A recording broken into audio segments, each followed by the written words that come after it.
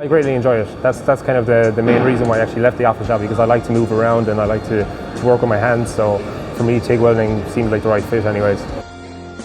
I call out on the lads when they're on work experience, and 2 weeks ago I called out to Ger's business here, and when I walked around the corner there was 4 lads that had been previously gone through the course inside in Archerstown.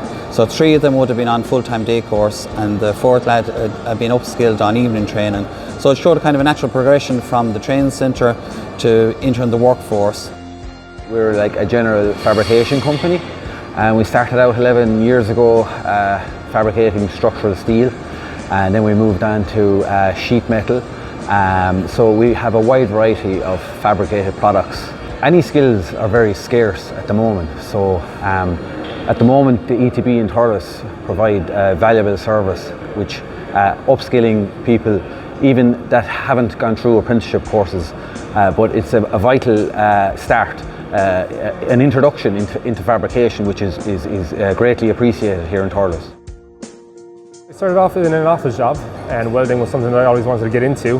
I wanted to actually get into exhaust fabrication and things of that nature, and then the kind of ETB course showed up. It was just the right time. It was TIG welding that I wanted to do, and because they offered it and it was a night course as well, I could actually go in after work, get it done, and I managed to do all my exams and everything with the ETB fairly quick.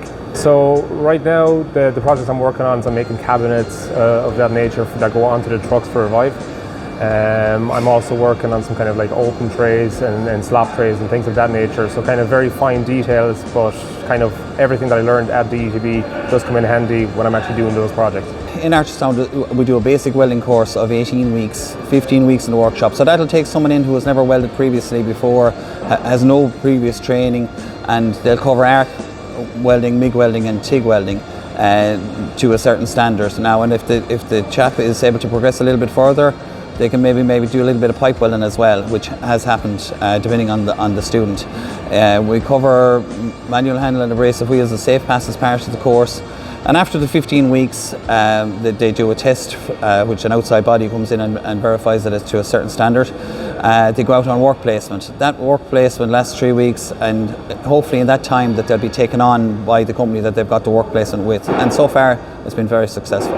Well, I've noticed the last couple of years that I'm getting phone calls from employers looking for people. So they're asking me, is there someone available? When is the course finishing? So it's been good, it's been very positive, and lots of local employers now have maybe 1 or 2 people employed from the centre that have previously gone through. At this stage we're up to about 13 staff, and that has doubled probably yearly in the last 3 or 4 years. So like 4 or 5 years ago we probably just would have had maybe 3 or 4 staff. Now we're up to 13. It just shows a progression through the centre, and it's great to be able to work with Ger on this as one of the local employers.